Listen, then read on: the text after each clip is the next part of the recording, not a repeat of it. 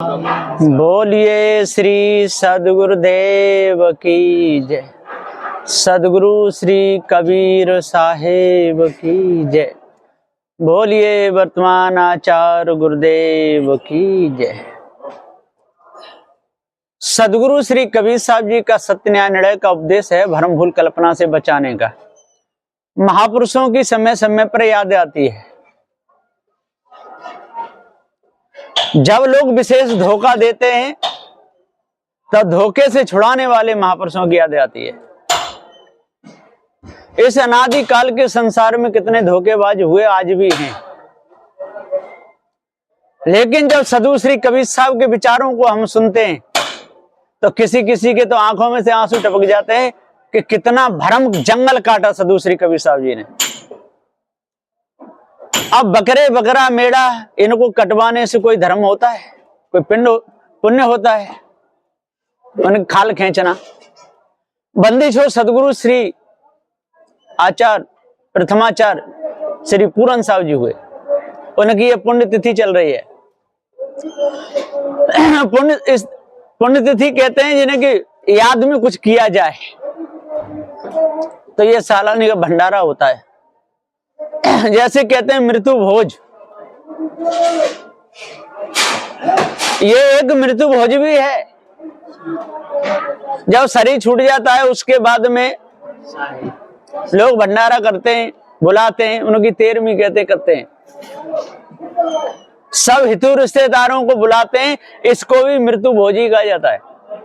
लेकिन जो ब्राह्मणों के धोखे में फंस करके जो किया जाता है वो गलत है। आपके पास में यथाशक्ति जो भी है उतना कर दो। 5 किलो है तो 5 किलो की पूड़ी बना के खिला दो, है ना। और भी ज्यादा है तो बाजार से कोई जो शक्करिया दाने आते हैं इनको उस दिन बांट दो कि भैया हमारे पास इतना ही है। लेकिन ये धोखेबाज फंसाते हैं, कहते हैं तेरे को इतना करना ही पड़ेगा।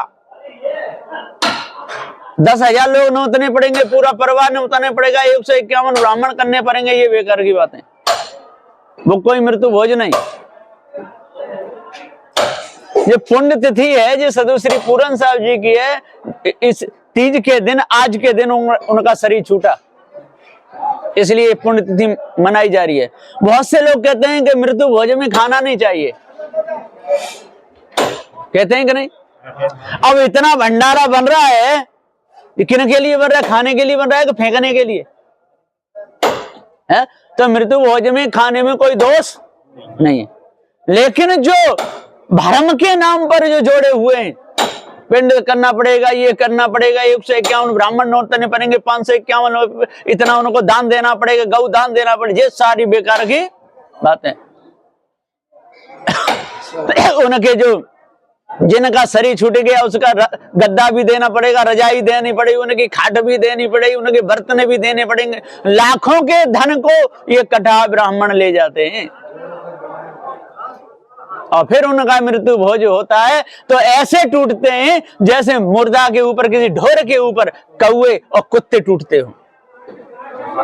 वो कोई मृत्यु भोज नहीं है ना। यादगारी में अपनी खुशी से जो किया जाता है उसको पुण्य तिथि कहते हैं।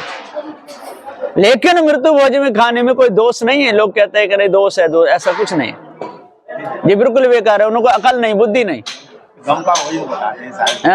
गम का हम का कोई नहीं होता है। शरीर छूट ही गया, जिसने जन्म लिया है उसका शरीर छूट गया, और छूटने के बाद जिसके घर में छूटा वो कर रहा है। हाँ, उसके ऊपर दबाव दे के करवाया जा रहा है, वो गलत है। कि कोई ब्राह्मणों की चाल में फंस करके करवाया जा रहा है, वो गलत है ना। अब ये भी तो जी गम का भोजन है। सदगुरु श्री पूरन साहब जी का शरीर छूटा तो गम का भोजन फिर नहीं पाना चाहिए। जगह जगह पुण्य तिथियां मनाते हैं कि नहीं? तो गम का ही तो हुआ, तो पाना चाहिए कि नहीं है? तो फिर किसी की चाल में फंस करके, किसी के धोखे में आकर के जो कार्य किया जाता है वो होते हैं हिंसा। जैसे आपके पास में 100 रुपया खर्च करने की गुंजाइश है और मैं कहूँ आप 1 लाख करो, तो वो हिंसा है। हिंसा एक प्रकार की नहीं होती, किसी को जबरदस्ती धोखे में देकर दुखी करके रखना वो भी हिंसा है ना। किसी के विचारों का उल्लंघन करते रहना, काटते रहना, सही को गलत और गलत को सही करना, यह भी हिंसा है। और किसी का सिर काट देना, ये तो महाहिंसा है ही है। व्यभिचार करना हिंसा है, चोरी करना, व्यभिचार करना, चोरी हिंसा, व्यभिचार, ये सब क्या है? जिससे हानि हो वो हिंसा है। गला जिसका कट गया, खून जिसका बह गया, दुखी होकर तड़पड़ा करके मर गया, वो हिंसा है।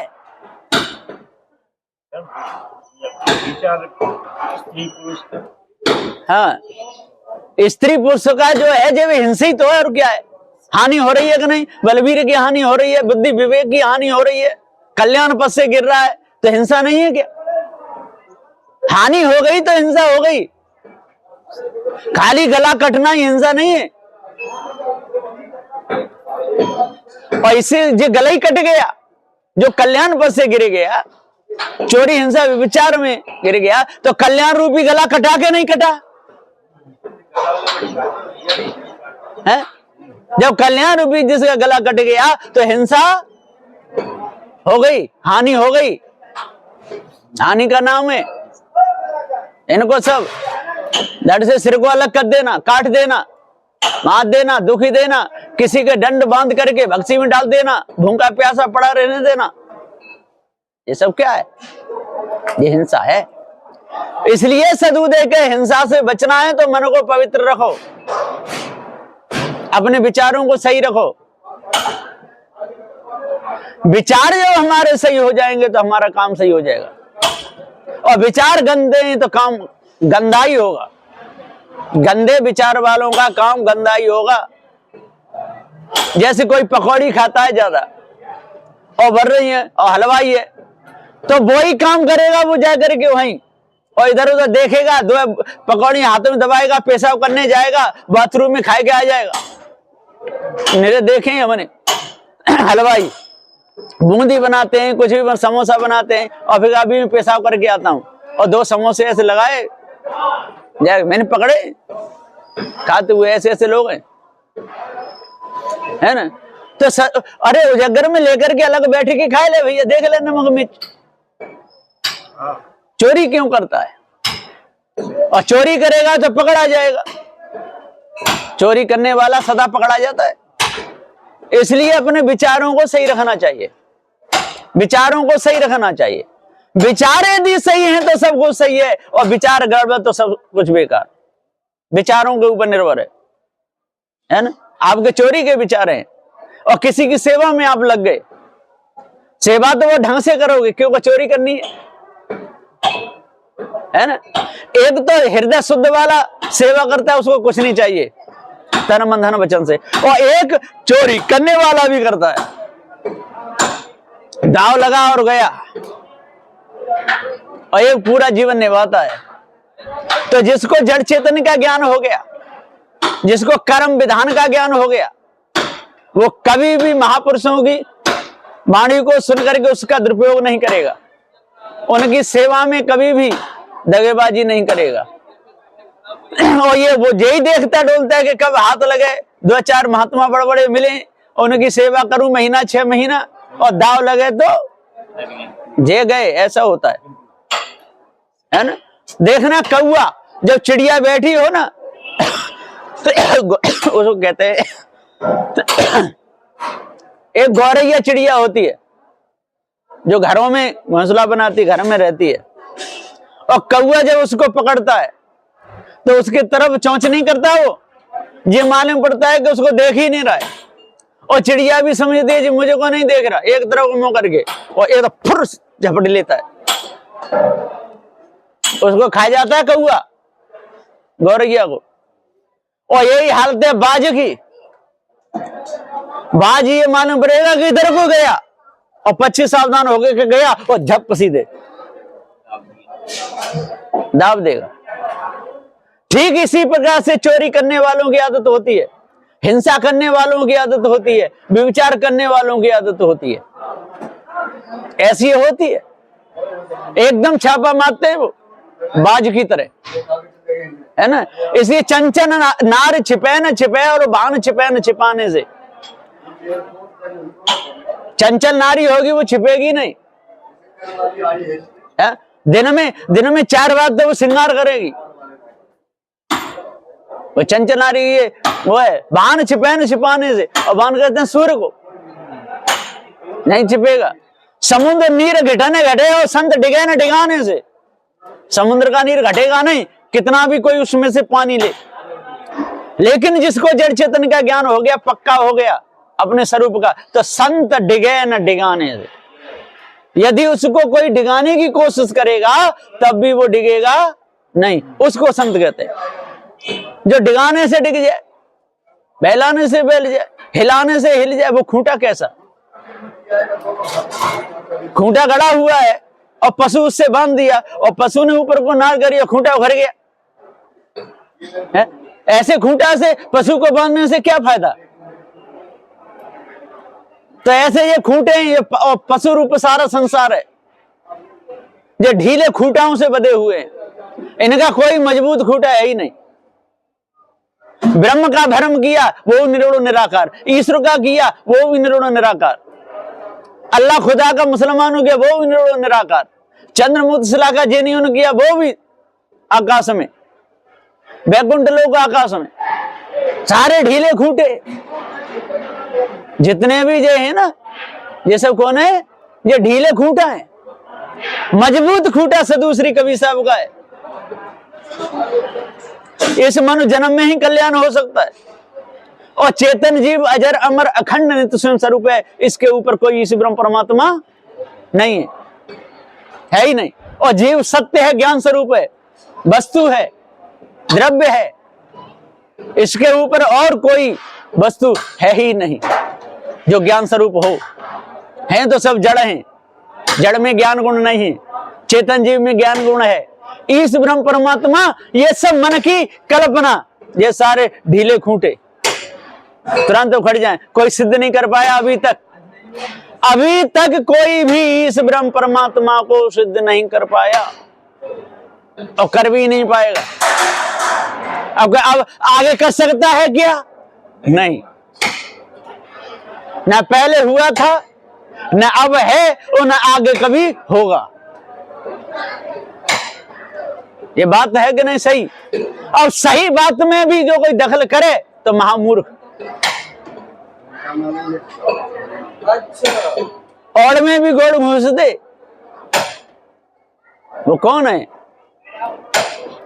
जीव के ऊपर भी कोई सीप बता दे, जीव के ऊपर ईश्वर को बता दे, जीव के ऊपर ब्रह्म को बता दे, वो कौन है? झूठा है, झूठा ही ठहरेगा। यही काल है साहब। हाँ, घी के ऊपर कोई घी होता नहीं है। अब को दूध के भी ऊपर कोई दूध होता है क्या? दूध तो दूध है, उसके ऊपर कोई दूध नहीं होगा।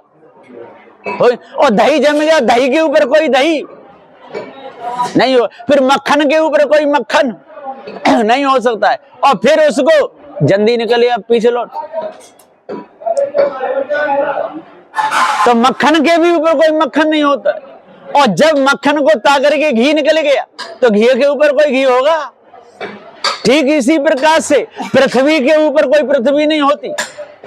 पृथ्वी कहीं भी हो, कहीं भी ऊंचा टीला मिले चाहे नीचा मिले, पृथ्वी है। जल के ऊपर कोई जल नहीं होता, अग्नि के ऊपर कोई अग्नि नहीं, वायु के ऊपर कोई वायु नहीं, आकाश कोई वस्तु नहीं। इसी प्रकार से जीव के ऊपर कोई शिव नहीं। ये निर्णय है। अब इसमें यदि कोई गड़बड़ करना चाहे तो कितना बड़ा भूला हुआ है। बहुत बड़ी भूल है। ये छोटी मोटी भूल नहीं है, ये विशाल भूल है। इस भूल में सारे संसार के लोग अटके भटके लटके हैं।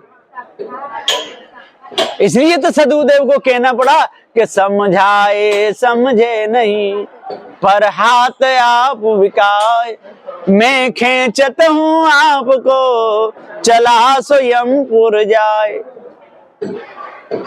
ये यमपुरी को जा रहे हैं, ये संसार ही यमपुरी है,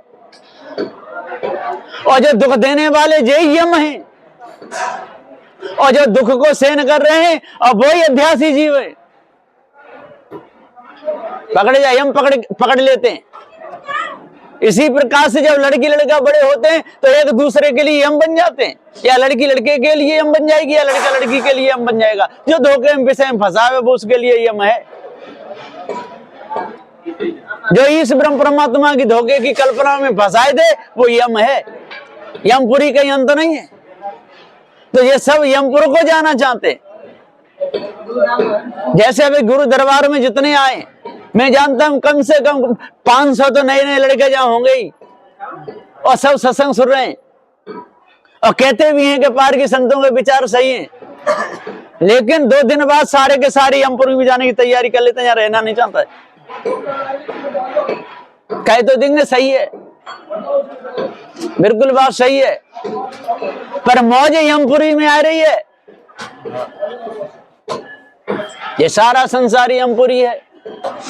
दुख देने वाले यम बैठे हुए हैं, उस दुख को हम बड़ी आसानी से सहन कर लेते हैं, स्वीकार कर लेते हैं। ठीक है, पहले बेटा कहेगा नहीं पिताजी मैं शादी नहीं करूंगा, अरे नहीं बेटा कर ले, नहीं मैं नहीं करूंगा। फिर 2-4 दिन कहे कि अब देख लो मेरी तो मर्जी नहीं है, फिर आप चाहते हो तो फिर आपके ऊपर है। तेरी मर्जी नहीं है तो फिर किसके ऊपर है? जो शादी करके लाएगा तो कहां छोड़ेगा? है उसकी मर्जी है, जानता है, ऊपर ऊपर से कहता है। कोई ऐसा लड़का नहीं मैंने देखा कि उसको पूछो कि शादी करेगा तो वो कहता है वो करूंगा। नहीं नहीं शादी तो करनी नहीं है।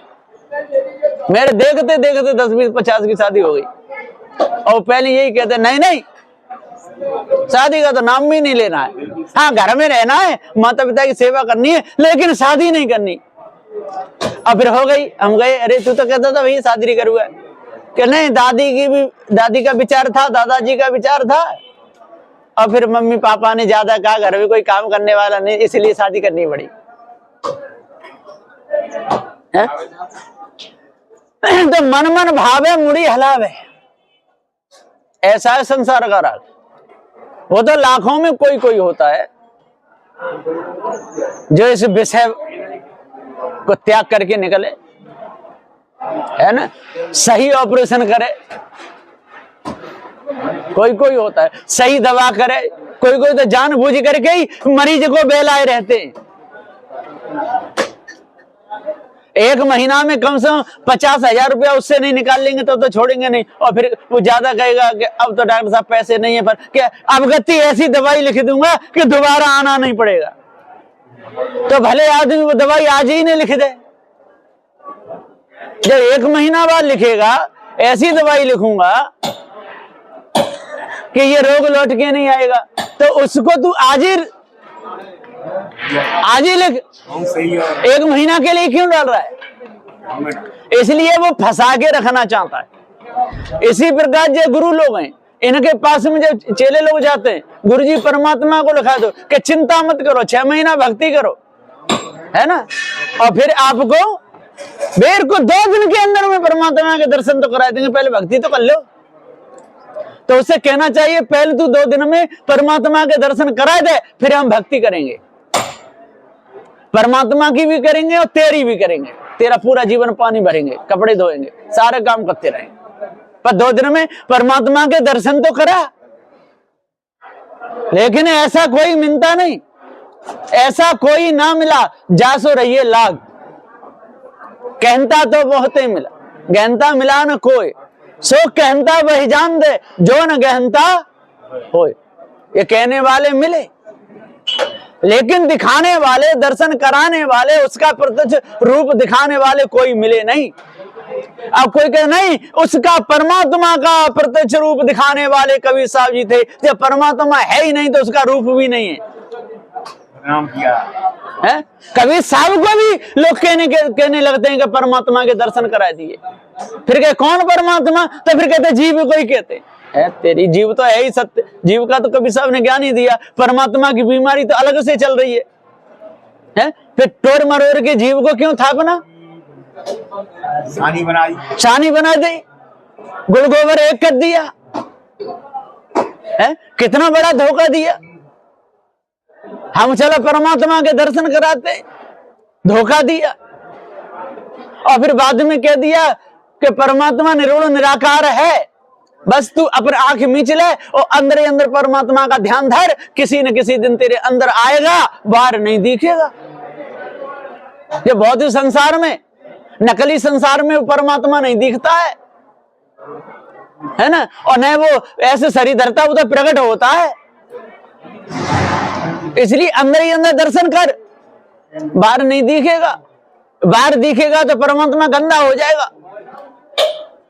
संसार में गंदगी भरी हुई है। इस विषय विकार रूपी गढ़ में परमात्मा आंख खोलने से बाहर नहीं दिखता है, वो अंदर दिखता है। अंदर तो ऐसी तैसी दिखती है बाबरे आदमी, जब है तो अंदर बाहर वो तो सवरे दिखेगा, जब है ही नहीं तो कहीं नहीं दिखेगा, है ना। परमात्मा होता तो जो पत्थरों में प्राण डालते हैं, क्या पत्थर नहीं बोलता है? और परमात्मा होता तो पत्थर की मूर्ति की जरूरत ही क्या थी। परमात्मा ये चाहेगा कि मेरी पत्थर की मूर्ति बना के पूजो। ये सिद्ध हो गया कि पत्थर की मूर्ति पूज रही है तो परमात्मा नहीं है। कोई ईश्वर परमात्मा है ही नहीं, ये प्रत्यक्ष दिख रहा है कि पत्थर की पूजा हो रही है। यदि परमात्मा होता तो क्या पत्थर की पूजा करने देता? वो तो इनको इतना मारता तो मुंह लाल कर देता कि मेरे होते हुए मूर्ख आदमी पत्थरों की पूजा करते हो है? जब पत्थर की पूजा हो रही है तो ये परमात्मा का अपमान हुआ कि सम्मान? अपमान हुआ। और परमात्मा होता तो ये सहन करता क्या कि मेरे नाम पर ये मूर्ख लोग पत्थरों को पूज रहे हैं, सीधा जाता थाने, कहीं नहीं कहीं, है ना, अदालत में जाता, केस खड़ा कर देता कि मेरे नाम पर जे लूट लूट के खाए रहे और मेरी प्रतिमा बना बनाए पूज रहे, मुझे बदनाम करा। होता तो इसलिए सिद्ध हो गया कि परमात्मा नहीं है। इसलिए पत्थरों की पूजा, किसी भी देवी देवता नकली की पूजा करना दोष है, सही नहीं है। अभी कोई नरेंद्र मोदी की मूर्ति बनाए ले, है ना, उसमें देसी घी का रोज भोग लगाए दे और कहे कि मैं नरेंद्र मोदी को रोज भोजन कराता हूं। और फिर उनको पूछा जाए कि फलाना आदमी आपको रोज भोजन कराता है, तो क्या वो बताएंगे कि मेरे को कराता है? जब अभी वर्तमान में है, जब उनके पास में तेरा चढ़ाया हुआ भोजन नहीं पहुंच रहा है, तो जो कब के मर चुके हैं उसके पास में तेरी विनती स्तुति प्रार्थना पहुंचेगी कि पत्थरों का चढ़ाया हुआ ये घी दूध पहुंचेगा? है नेका विचार करते हैं कि नहीं कि फिर को दीवारी ही निकल गया, दिमाग का इनका दीवारिया निकल गया। घर में माता पिता भूखे मर रहे हों और उनकी मूर्ति को भोग लगा दो कि माता पिता को भोजन दे दिया, और फिर उनको पूछो कि आपके बेटी बेटा तो 3 बार आपको भोजन कराते हैं, तो गाली देंगे। पास में भी नहीं आते बदमाश लोग, पूछते भी नहीं है 3 बार भोजन कहां देते हैं। और फिर कहेगा हम तो आपकी मूर्ति को पूज देते हैं, तो मूर्ति का आएगा है? इसलिए ये बहुत बड़ा धोखा है। और जब तक इस धोखे में रहेंगे तब तक अपने ही पैरों में और अपनी कुल्हाड़ी को मारते रहेंगे। इसलिए सदूद कहते हैं भाई संतो, ज्ञान बोध विचार मानो, 4 वेद 6 7 18 पुराणों के ज्ञाता हो, अपने आप को जान लो, भ्रम को मिटाओ। इसमें आपकी भी इज्जत है और आपकी सामने में आने वालों की भी इज्जत है और आपके गुरुजनों की भी इज्जत है। सदगुरु श्री कबीर साहब के ज्ञान का महत्व समझो, आदर करो। कोई भी सदगुरु श्री कबीर साहब के ज्ञान का आदर करेगा उसकी इज्जत होगी, चाहे वो बैरागी हो, सन्यासी हो, नाथपंथी हो, कोई भी हो। सदगुरु श्री कबीर साहब के विचारों का जिस दिन से वो आदर करने लगेगा उस दिन से उसका मन साफ होने लगेगा, मन के विकार दूर होने लगेंगे, उसका हृदय पवित्र हो जाएगा। हृदय में कालमा रहेगी ही नहीं। लेकिन लोग समझते नहीं, समझाए समझे नहीं। पर हाथ आप मैं खींचता हूं आपको, चला स्वयं पर जाए। नित खरसान लोहा घुन छूटे, नित की गोष्ठ माया मोह टूटे। लोहा केरी नावरी पाहन गरवा भार, और सिर पर बिसकी पोटरी उतरन चाहे पार। सिर की मोटरी को धर के, पोटरी को गट्टरी को रख करके और भवसागर से पार उतरना चाहता है। पत्थरों की पूजा करके, पत्थरों पे घी दूध चढ़ा करके, पत्थरों की आरती करके और भवसागर से पार होना चाहता है। मेढ़ा बकरों को काट करके, उनको दुख दे करके, हलाल करके या झटका दे करके और कहा स्वर्ग में जाना चाहता है। कितना धोखा दे रहा है? सदुदय जी कहते नकली काम करके और असली की इच्छा करता है। स्वयं दूसरे को दुख देता है और स्वयं सुख चाहता है। दूसरे को दुख देता है, स्वयं सुख चाहता है। दूसरे की आंख फूट जाए और अपने कहता मुझे दिखता रहे। ऐसा होगा क्या?